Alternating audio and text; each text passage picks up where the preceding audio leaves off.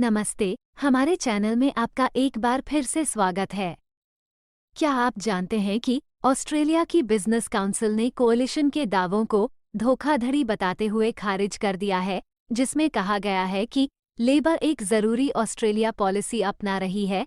Migration के लिए ज्यादा बिजनेस फ्रेंडली दृष्टिकोण की खोज में काउंसिल एल्बनीज सरकार के साथ जुड़कर इस गलत धारणा को चुनौती देती है कि कोविड से जुड़ी बॉर्डर रेस्ट्रिक्शंस हटने के बाद माइग्रेशन रेट असाधारण रूप से ज्यादा है।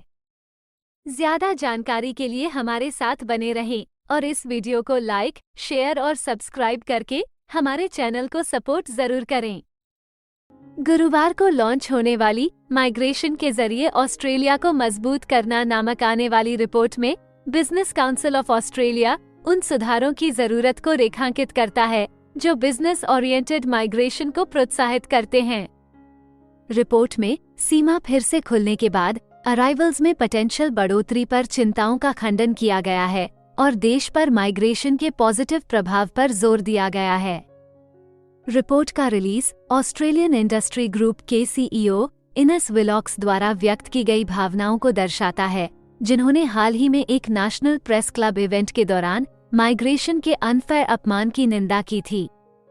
शैडो होम अफेयर्स के मंत्री जेम्स पैटरसन, शैडो इमिग्रेशन के मंत्री दान टेहन और शैडो हाउसिंग के मंत्री माइकल सुक्कर जैसे कोalition के फ्रंट बेंचर्स की आलोचना के बावजूद बिजनेस काउंसिल ऑफ ऑस्ट्रेलिया का दावा है कि 5 सालों में 1.5 मिलियन और लोगों को पेश करने की सरकार की बिग ऑस्ट्रेलिया की योजना एक बराबर नहीं है। रिपोर्ट के निष्कर्षों के अनुसार ऑस्ट्रेलिया की जनसंख्या फिलहाल महामारी से पहले के अंदाजे से लगभग 3,75,000 कम है। दशक के अंत तक भी जनसंख्या उस अवधि के महामारी से पहले के अंदाजे से 2,25,000 कम होने का अंदाजा है। रिपोर्ट ऑस्ट्रेलिया की बिग ऑस्ट्रेलिया पॉलिसी के हिस्से के रूप में फिलहाल माइग्रेशन आंकड़ों के कैरेक्टराइजेशन को मिसलीडिंग के रूप में कैटेगराइज करती है। बिजनेस काउंसिल ऑफ ऑस्ट्रेलिया की सीईओ जेनिफर वेस्टिकोट ने इस बात पर प्रकाश डाला है कि ज्यादातर ऑस्ट्रेलियाई मानते हैं कि अच्छी तरह से मैनेज माइग्रेशन देश के लिए फायदेमंद होगा। उन्होंने इस धारणा को खारिज किया कि फिलहाल माइग्रेशन के आंकड़े असामान्य रूप से ज्यादा हैं। इन संख्याओं के लिए 2020 और 21 में सीमा बंद होने के बाद महामारी एडजस्टमेंट को जिम्मेदार ठहराया गया है।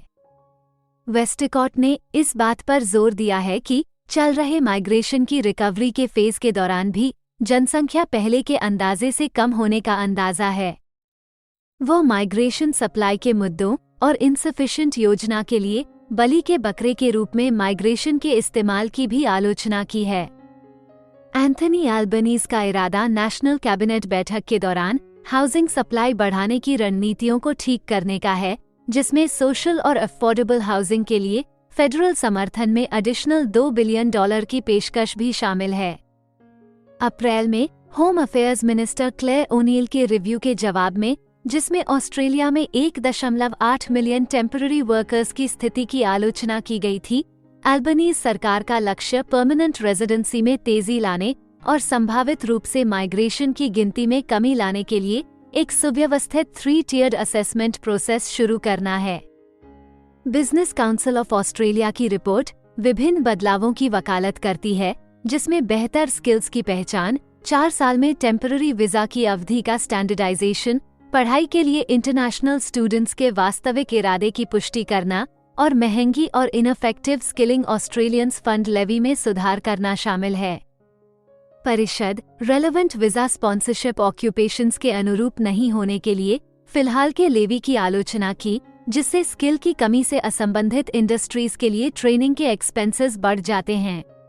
हमें उम्मीद है कि हिंदी भाषा में इमिग्रेशन से जुड़ी जरूरी और सही जानकारी पहुंचाने की हमारी कोशिश आपको पसंद आ रही होगी। कृपया कमेंट में अपने सजेशंस और फीडबैक्स जरूर दें और हमें सपोर्ट करने के लिए हमारे चैनल को लाइक, शेयर और सब्सक्राइब जरूर करें। और हाँ, बेल आइकॉन को दबाना मत भूलिएगा।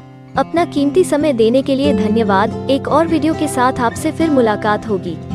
अगर आपको किसी और मदद की जरूरत है या फिर आप अपने विदेश जाने के सपने के लिए किसी भी चीज में पूछताछ करना चाहते हैं तो आप हमारी रजिस्टर्ड माइग्रेशन कंसल्टेंट्स की टीम के साथ एक एक्सपर्ट काउंसलिंग सेशन बुक कर सकते हैं।